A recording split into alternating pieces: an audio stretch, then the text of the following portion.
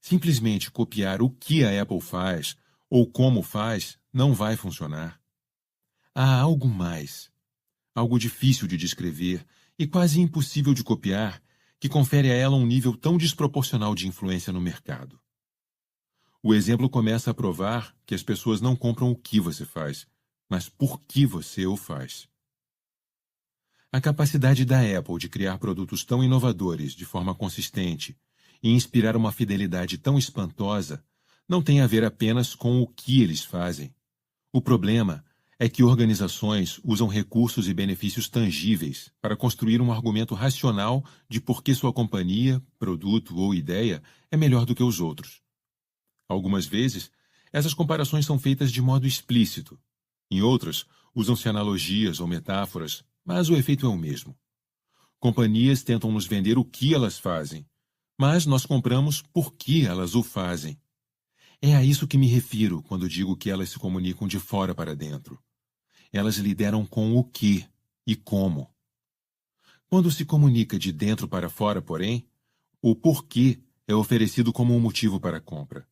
E os o quês servem como uma prova tangível dessa crença.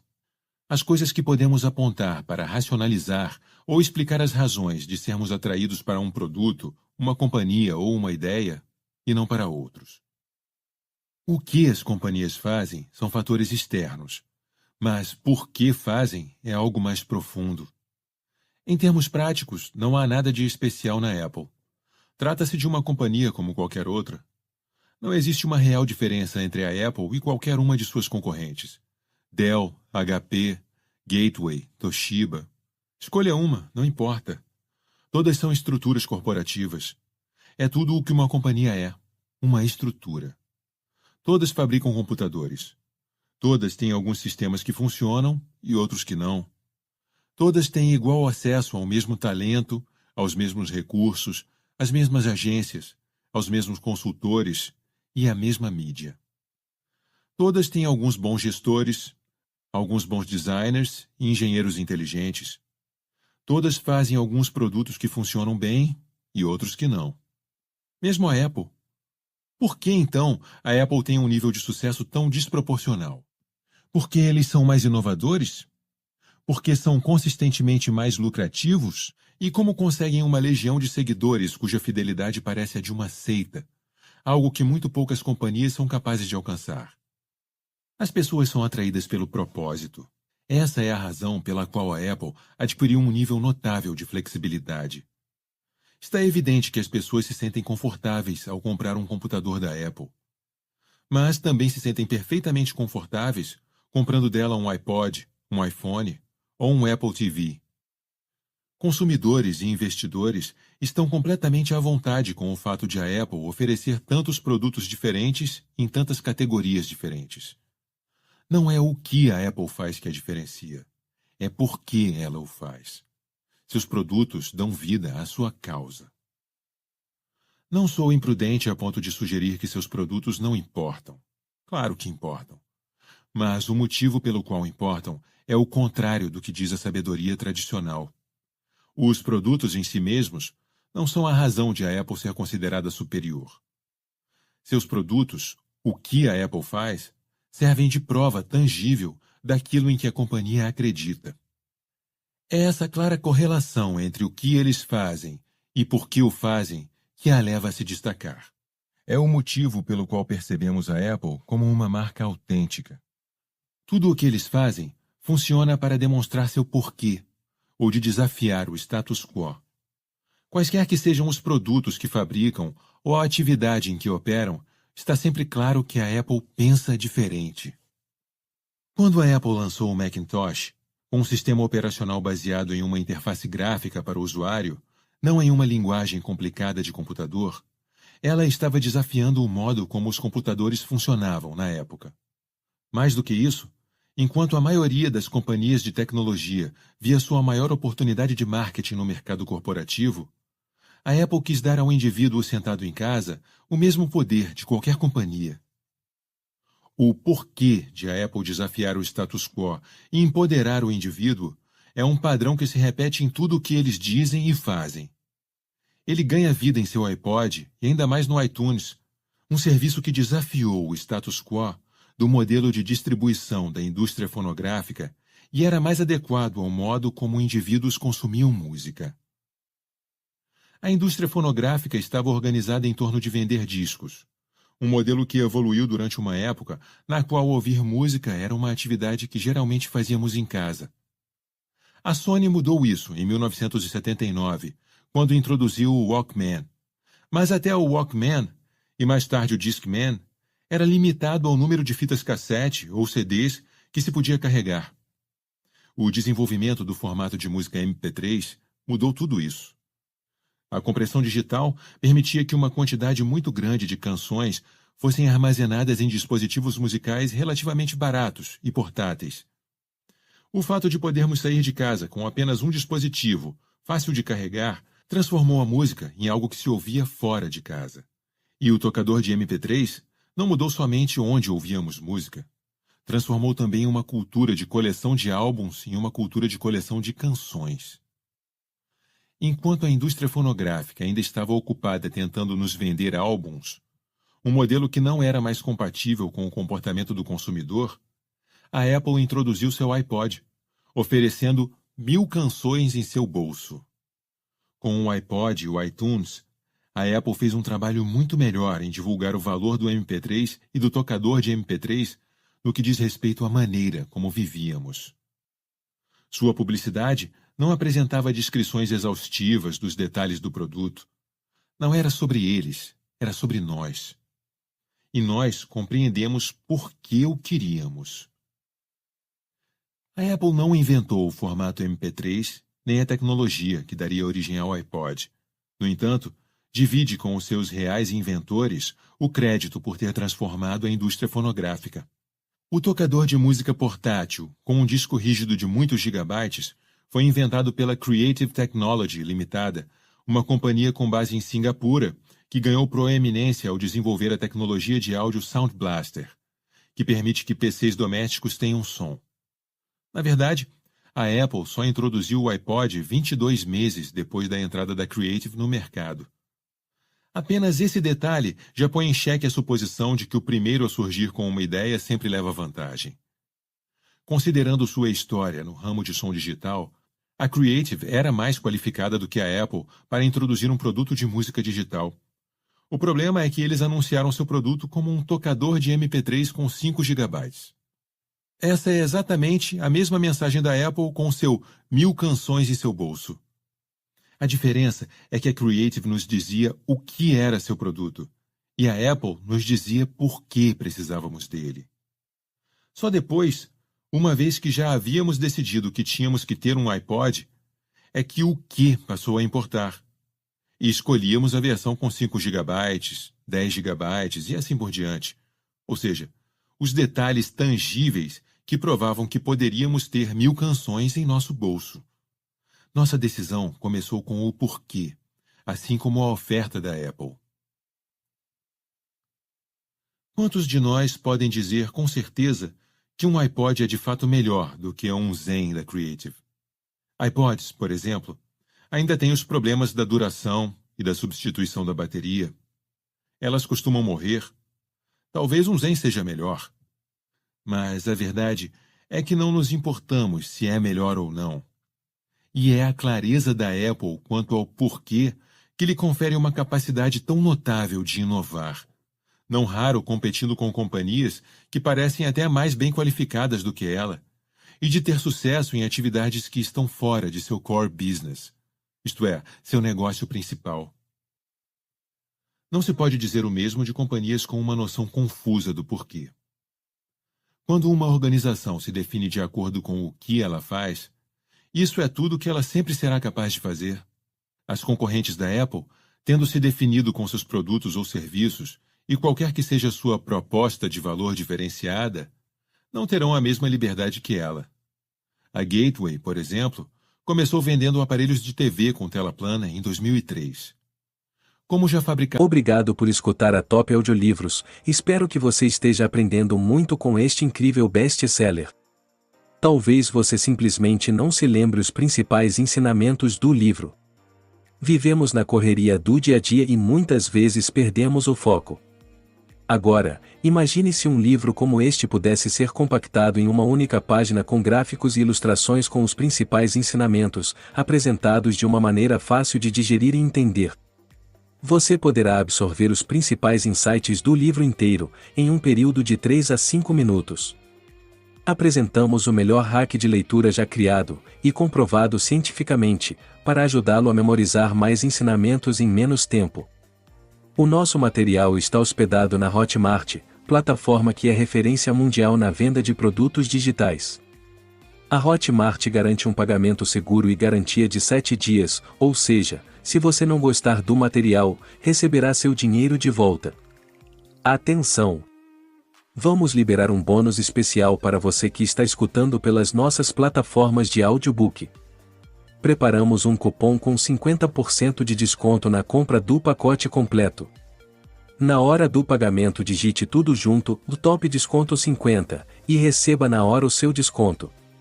Acesse o link, pacote de insights, na descrição, e adquira esse incrível hack de leitura. Estavam monitores de tela plana havia anos, eram totalmente qualificados para produzir e vender televisões. Mas a companhia não conseguiu construir um nome confiável entre as marcas de eletrônicos e abandonou o negócio 2 anos depois para se concentrar em seu negócio principal. A Dell lançou Palm Tops em 2002 e tocadores de MP3 em 2003, mas permaneceu apenas alguns anos em cada um desses mercados. A Dell fabrica produtos de boa qualidade e é absolutamente qualificada para produzir essas tecnologias. O problema foi que a companhia havia se definido com o que fazia. Eles fabricavam computadores, e o fato é que não fazia sentido para nós comprar deles um Palm Top ou um tocador de MP3. Não parecia ser o certo. Quantas pessoas você acha que ficariam na fila durante 6 horas para comprar um novo celular da Dell, como fizeram no lançamento do iPhone da Apple? Elas não conseguiam ver na Dell nada mais do que uma fabricante de computadores. Simplesmente não fazia sentido. O fraco desempenho nas vendas logo acabou com o desejo da Dell de entrar no mercado de dispositivos eletrônicos pequenos. Em vez disso, a empresa optou por se concentrar em seu negócio principal. A menos que a Dell, como tantas outras, consiga redescobrir seu propósito, causa ou crença original e comece pelo porquê no que quer que diga e faça, tudo o que fará será vender computadores. A Apple, ao contrário das concorrentes, definiu por que faz as coisas, não o que faz. Não é uma fabricante de computadores, mas uma companhia que desafia o status quo e oferece alternativas individuais mais simples. A Apple até mudou sua razão social em 2007, de Apple Computer Incorporated para Apple Incorporated, a fim de expressar o fato de que era mais do que apenas uma fabricante de computadores. Na prática, não importa qual é a razão social de uma companhia. Para a Apple, no entanto, ter a palavra computador no nome não limitava o que ela era capaz de fazer. Limitava o modo como pensavam sobre si mesmos. A mudança não foi prática, foi filosófica. O porquê da Apple foi formado em sua fundação, no fim da década de 1970, e não mudou até hoje. Quaisquer que sejam os produtos que fabrica ou as atividades para as quais migrou, seu porquê permanece o mesmo. E a intenção da Apple de desafiar o modo de pensar vigente se provou profética. Como fabricante de computadores, ela redirecionou o curso da indústria da computação pessoal. Como fabricante de dispositivos eletrônicos pequenos, desafiou o tradicional domínio de companhias como a Sony e a Philips. Como fornecedora de telefones móveis, obrigou as companhias mais experientes, Motorola, Ericsson e Nokia, a reexaminar os próprios negócios. A capacidade da Apple de entrar em e dominar tantas atividades diferentes desafiou até a ideia de o que significa ser uma fabricante de computadores, para começo de conversa. Independentemente de o que ela faz, sabemos por que a Apple existe. Não se pode dizer o mesmo das concorrentes. Embora todas tenham tido em algum momento uma percepção clara do porquê, Esse foi um dos fatores principais que ajudaram cada uma delas a se tornar companhias de $1 bilhão. Com o passar do tempo, a perderam. Agora, todas essas companhias se definem por o que fazem. Fabricamos computadores. Passaram de companhias com uma causa para companhias que vendem produtos. E quando isso acontece, preço, qualidade, serviço e recursos tornam-se a principal moeda que motiva uma decisão de compra. A essa altura, é notório que a companhia e seus produtos se tornaram commodities. Como pode atestar qualquer companhia obrigada a competir apenas em preço, qualidade, serviço ou recursos, é muito difícil ser diferente durante qualquer período de tempo ou construir fidelidade com base somente nesses fatores. Além disso, custa dinheiro e é estressante acordar todo dia tentando competir apenas nesse nível. Saber o porquê é essencial para um sucesso duradouro e para a capacidade de evitar ser confundido com outros. Qualquer companhia que enfrenta o desafio de se diferenciar em seu mercado é basicamente uma commodity. Não importa o que faz e como faz. Pergunte a um produtor de leite, por exemplo, e ele lhe dirá que há variações reais entre as marcas de leite. O problema é que você tem de ser um especialista para compreender as diferenças. Para o resto do mundo, todo leite é mais ou menos a mesma coisa. Então, nós juntamos todas as marcas e chamamos isso de commodity. Em resposta, é assim que o setor age. Este é, em grande parte, o padrão para quase todo produto ou serviço no mercado hoje. Seja de empresa para consumidor, B2C ou Business to Consumer, ou de empresa para empresa, B2B ou Business to Business. As companhias se concentram em o que fazem e em como o fazem, sem considerar o porquê. Nós as juntamos em uma coisa só e elas se comportam como commodities. Quanto mais as tratamos como commodities, mais elas se voltam para o que e como fazem. É um círculo vicioso. Mas apenas as companhias que atuam como commodities acordam todo dia com o desafio de se diferenciar. Companhias e organizações com uma noção clara do porquê nunca se preocupam com isso. Não pensam em si mesmas como sendo iguais a qualquer outra e não precisam convencer ninguém de seu valor. Não precisam de complexos sistemas de recompensas e punições. Elas são diferentes e todos sabem disso. Elas começam pelo porquê em tudo o que dizem e fazem. Há quem ainda acredite que a diferença da Apple vem de sua habilidade no marketing. A Apple vende um estilo de vida, dirão os marqueteiros profissionais. Então, como é que esses profissionais do marketing ainda não conseguiram repetir esse sucesso e essa longevidade em outra companhia? Chamar isso de estilo de vida é reconhecer que pessoas que vivem de certa maneira optaram por incorporar a Apple em suas vidas. Ela não inventou nem vende um estilo de vida. A Apple é simplesmente uma das marcas para as quais são atraídos os que vivem segundo certo estilo de vida. Essas pessoas usam determinados produtos ou marcas ao ter aquele estilo de vida. E, em parte, é assim que reconhecemos o estilo de vida delas em primeiro lugar. Os produtos que escolhem se tornam uma prova de por que elas fazem o que fazem. É só porque o porquê da Apple é tão evidente que os que acreditam no que ela acredita são atraídos para ela. Quando a Harley Davidson se encaixa no estilo de vida de certo grupo e os sapatos Prada se encaixam no estilo de vida de outro grupo, é o estilo de vida que vem em primeiro lugar. Assim como os produtos que uma empresa produz servem como prova de seu porquê, uma marca ou produto serve como prova do porquê de um indivíduo. Outras pessoas, inclusive algumas que trabalham para a própria Apple, dirão que o que de fato a distingue é a qualidade de seus produtos. É evidente que ter produtos de boa qualidade é importante. Não importa quão claro seja seu porquê. Se o que você vende não funciona, tudo desaba. Mas uma companhia não precisa ter o melhor produto. Ele só precisa ser bom ou muito bom. Melhor que ou o melhor são comparações relativas. Sem primeiro compreender o porquê, a comparação em si mesma não tem valor para o tomador da decisão. O conceito de melhor suscita a pergunta: com base em qual padrão? Um carro esportivo Ferrari F430 é melhor do que uma minivan Honda Odyssey? Depende de por que você precisa do carro. Se tiver uma família de 6 pessoas, uma Ferrari com 2 lugares não é melhor. No entanto, se está procurando uma boa maneira de impressionar alguém, uma minivan Honda provavelmente não é a melhor opção. Primeiro deve ser considerado por que o produto existe, e o porquê de alguém desejá-lo tem que combinar com essa resposta. Eu poderia discorrer sobre todas as maravilhas da engenharia do Honda Odyssey, e algumas podem ser mesmo melhores do que as da Ferrari. Com certeza, roda mais quilômetros por litro de combustível. Mas é pouco provável que eu convença alguém que queira um carro esportivo a comprar outro modelo. O fato de algumas pessoas serem atraídas de um jeito tão intenso para uma Ferrari, mais do que para um Honda Odyssey, diz mais sobre a pessoa do que sobre a engenharia dos carros.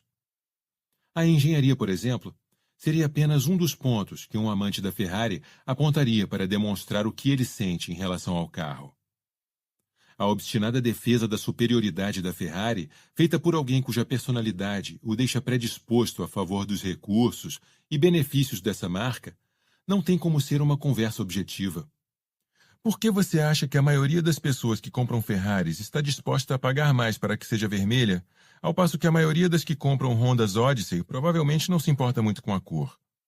Não sou capaz de contestar um só argumento daqueles que vão tentar convencê-lo de que os computadores da Apple são apenas melhores. Tudo o que posso dizer é que a maioria dos fatores que os faz acreditar serem esses os melhores computadores coincide com o seu padrão de como deveria ser um computador. Tendo isso em mente, os Macintosh, na prática, só são melhores para quem acredita naquilo em que a Apple acredita.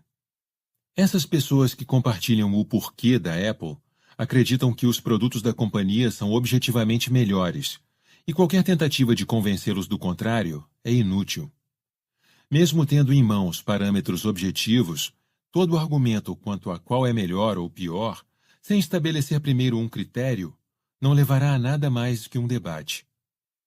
Os que são fiéis a cada uma das marcas apontarão vários recursos e benefícios que para eles importam, ou não importam, na tentativa de convencer o outro. E essa é uma das principais razões por que muitas companhias sentem a necessidade de ser diferentes, em primeiro lugar, baseadas na equivocada suposição de que só um dos grupos pode estar com a razão. Mas e se os dois estiverem com a razão? E se um Apple for o computador certo para um grupo e um PC o computador certo para o outro? Não é mais um debate sobre qual é melhor ou pior, é uma discussão sobre necessidades diferentes. E antes mesmo que possa surgir uma discussão, é preciso estabelecer os porquês de cada um. Uma simples alegação de que um computador é melhor, mesmo com uma evidência racional para sustentá-la, pode criar o desejo e até motivar uma decisão de compra, mas não cria fidelidade. Se um consumidor se sentir inspirado a comprar um produto e não manipulado, ele será capaz de verbalizar os motivos pelos quais pensa que o que está comprando é melhor. Boa qualidade e recursos importam, mas não são o bastante para produzir a obstinada fidelidade que todas as companhias e os líderes mais inspiradores são capazes de mobilizar. É a causa representada pela companhia, pela marca, pelo produto ou pela pessoa que inspira fidelidade. Não é a única maneira, é apenas uma das maneiras. Conhecer o seu porquê não é a única forma de ser bem-sucedido, mas a única de manter um sucesso duradouro e ter uma mescla melhor de inovação e flexibilidade. Quando um porquê fica confuso, torna-se muito mais difícil manter o crescimento, a fidelidade e a inspiração que ajudaram a impulsionar o sucesso original. Quando digo difícil, estou querendo dizer que manipulação em vez de inspiração torna-se rapidamente a estratégia escolhida para motivar comportamento. Como vimos, isso é eficaz no curto prazo, mas tem um alto custo no longo prazo.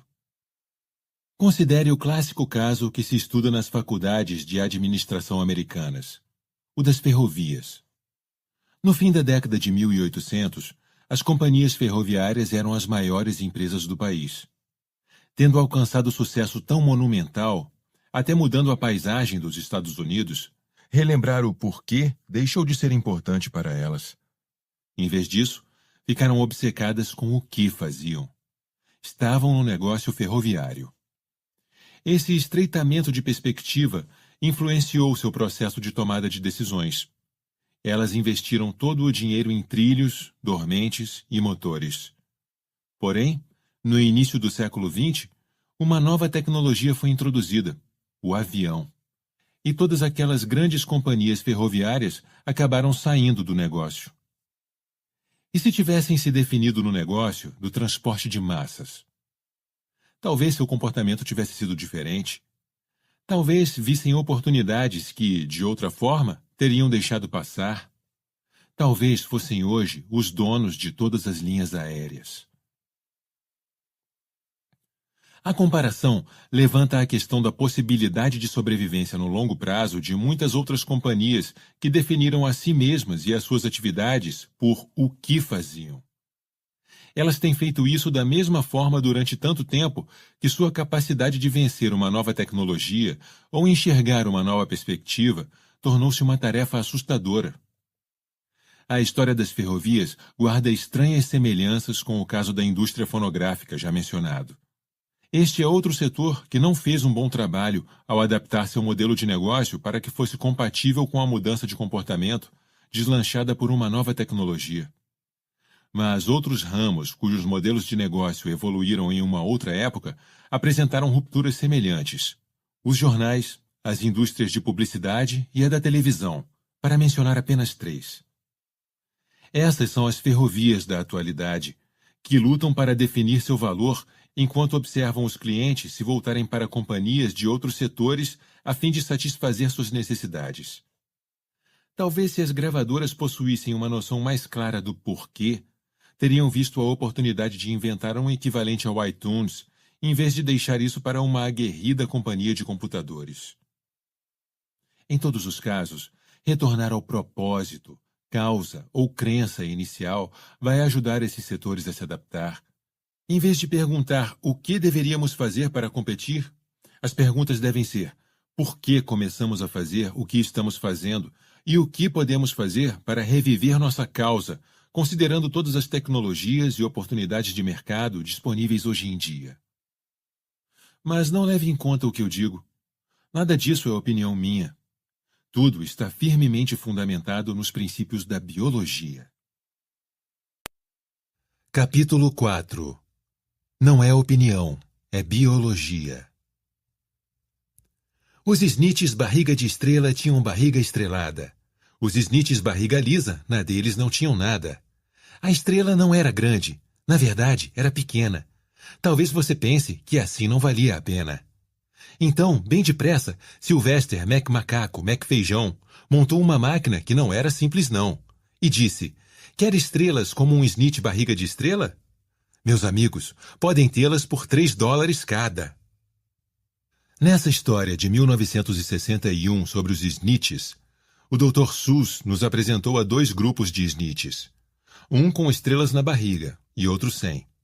Os sem estrela queriam desesperadamente arranjar estrelas para se encaixar. Estavam dispostos a tudo e a pagar cada vez mais caro só para se sentirem parte de um grupo.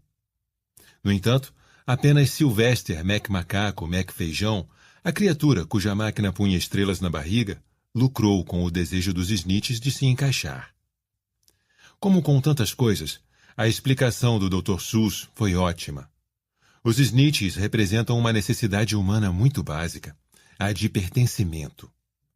Nossa necessidade de pertencer não é racional, mas uma constante que existe em todos os indivíduos de todas as culturas. É um sentimento que temos quando as pessoas à nossa volta compartilham nossos valores e nossas crenças. Quando vemos que pertencemos, nos sentimos conectados e seguros. Como humanos, ansiamos e buscamos esse sentimento. Às vezes, nosso sentimento de pertencimento é fortuito. Não somos amigos de todo mundo da nossa cidade natal, mas se viajarmos pelo estado e encontrarmos alguém de nossa cidade, estabeleceremos de imediato uma conexão com essa pessoa. Não somos amigos de todos do nosso estado, mas se viajarmos pelo país, sentiremos uma ligação especial com alguém de nosso estado que encontrarmos pelo caminho. Viaje para o exterior e criará laços instantâneos com os compatriotas que encontrar. Durante uma viagem à Austrália, ouvi alguém falar com sotaque americano dentro do ônibus em que eu estava. Eu me virei e entrei na conversa. Imediatamente senti uma conexão. Podíamos falar a mesma língua, compreender a mesma gíria. Como um estranho em uma cidade estranha, por aquele breve momento senti que pertencia a alguma coisa. E por isso confiei mais naqueles estranhos no ônibus do que em qualquer um dos outros passageiros. De fato, passamos algum tempo juntos mais tarde. Não importa aonde vamos, confiamos naqueles nos quais somos capazes de perceber valores ou crenças comuns.